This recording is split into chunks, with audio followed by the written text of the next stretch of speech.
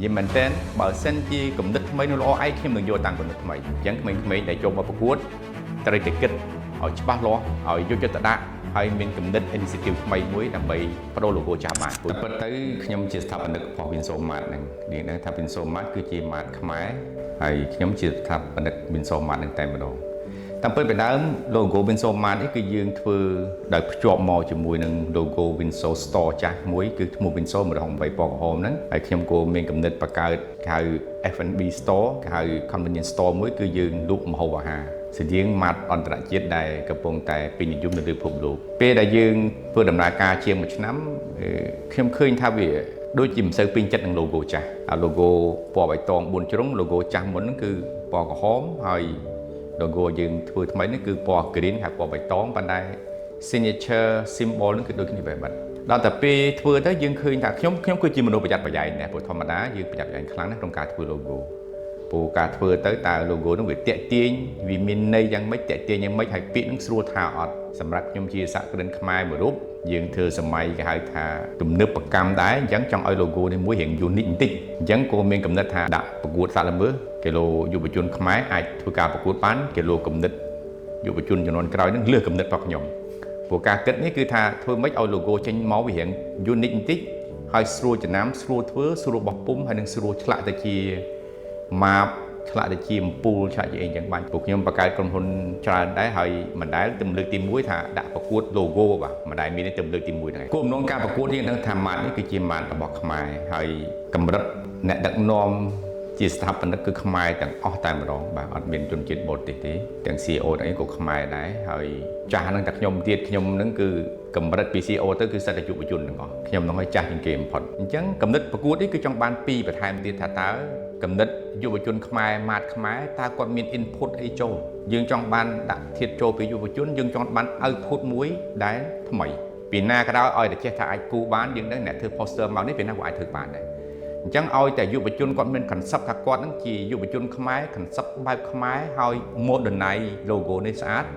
បូកនឹងបច្ចេកវិទ្យាបើថាសម័យនេះគឺសម័យបច្ចេកវិទ្យាអញ្ចឹងពួកខ្ញុំចង់ដឹងថាចាំមើលយុវជន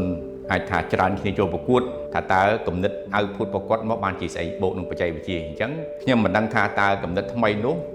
លើសគំនិតរបស់ខ្ញុំចាស់ដែរឬអត់ទេនិយាយមែនតើបើសិនជាគំនិតថ្មីនោះល្អឯងខ្ញុំនឹងយកតាមគំនិតថ្មីអញ្ចឹងក្មេងៗដែលចូលមកប្រកួតត្រូវតែគិតឲ្យច្បាស់លាស់ឲ្យយកចិត្តទុកដាក់ហើយមានគំនិត initiative ថ្មីមួយដើម្បីបដូរ logo ចាស់បានព្រោះយើងមែនតើខ្ញុំមិនចង់តែសារទុកទេប៉ុន្តែយើងដឹងថាអ្វីដែលវាមិនទាន់កើតឡើងប៉ុន្តែយើងចង់ដឹងថាក្មេងៗចំនួនយុវជនចំនួនថ្មីដែលគេហៅថាយុវជនខ្មែរម៉ាតខ្មែរនេះស្មារតីជាតិខ្មែរនេះថាតើគាត់មានអ្វីថ្មីបាទព្រោះយើងដឹងថាសម័យបច្ចេកវិទ្យានេះ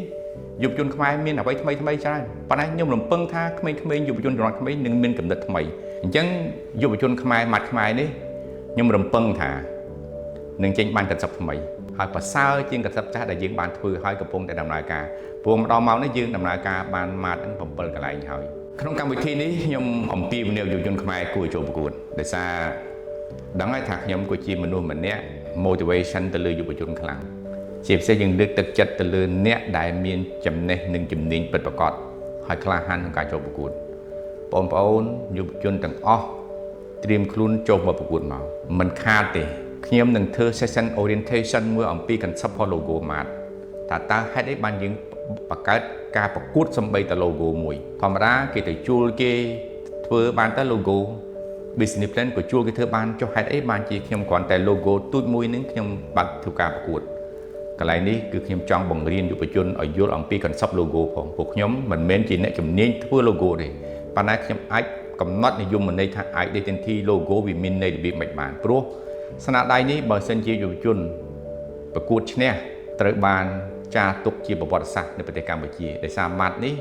មិនមែនជាម៉ាត់ដែលយើងបង្កើតតាមការនឹកឃើញហើយមិនមានទស្សនវិស័យវែងឆ្ងាយដែលគឺមានទស្សនវិស័យវែងឆ្ងាយអញ្ចឹងបងប្អូនត្រូវចាំថាពេលនេះបងប្អូនត្រូវបញ្ចេញស្នាដៃក្នុងនាមជាយុវជនខ្មែរម៉ាត់ខ្មែរស្ថាបនិកខ្មែរគាំទ្រផលិតផលខ្មែរអញ្ចឹងអ្វីដែលបងប្អូនទទួលបានគឺបទពិសោធន៍អ្វីដែលបងប្អូនទទួលបានគឺពានរង្វាន់អ្វីដែលបងប្អូនបន្សល់ទុកគឺជាស្នាដៃមួយសម្រាប់ម៉ាត់ខ្មែរសហគ្រិនខ្មែរហើយរឿងបន្តទៀតបើសិនជា group ទាំង2ទាំង3ដែលជាប់លេខនៅក្នុងចំណាត់ថ្នាក់ពោះ អាចនឹងคล้ายទៅជាដៃគូជាមួយវិនសូម៉ាត់របស់យើងក្នុងរយៈពេលវែងផងដែរបាទ